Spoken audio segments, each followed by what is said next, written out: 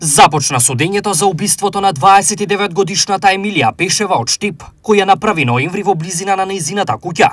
Беше задавена од обвинетиот, 33-годишниот Фадил Зејнелов. Зејнелов во судската зграда во Штип беше донесен низ строг полициски протокол и во судницата беше внесен преку еден од споредните влезови. Тој судењето го чека во притворското оделение во Куманово, каде е сместен само по неколку часа по убиството.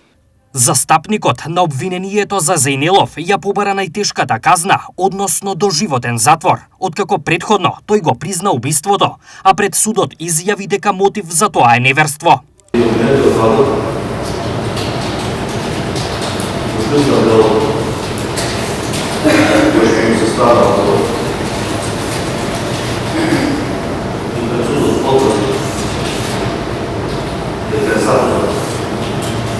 Казвам за тоа што може да се соочи.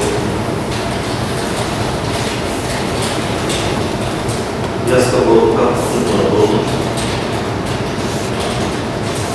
Сум мог да доведам до поисли. Има гаранции за правда достапа. Кој направи судот ќе одлучи за високата казна. Судијата Сашко Ѓоргиев го констатираше признанието и му се обрати на обвинетиот. Дали ти е се јасно во делот на тоа што за можност да давање изјава за признание на вина? Сите прави. Јас ќе те поучам дека со давањето изјава за признание на вина фактички со тоа признаваш пред нив поверење во целост. Од друга страна, за основа на тоа следи казна, во основа на закон кој што судот ја определи, а од друга страна, поучувате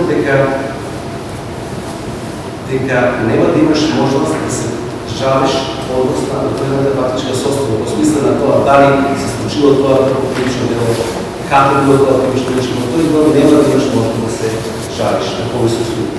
Може да се жали само на висината на казната, која ќе определи судот. По завршувањето на денешното прво рочиште, родителите на Емилија и нивниот правен застапник, адвокатот Мишко Чолаков, изјавија: Ја мислам обвинителството убаво кажа максималното да биде доживотно. Сега судо, колку суд да го прифане тоа, ние се бореме доживотно, да биде осудено лицето Мострумо, што не е утепаќарката.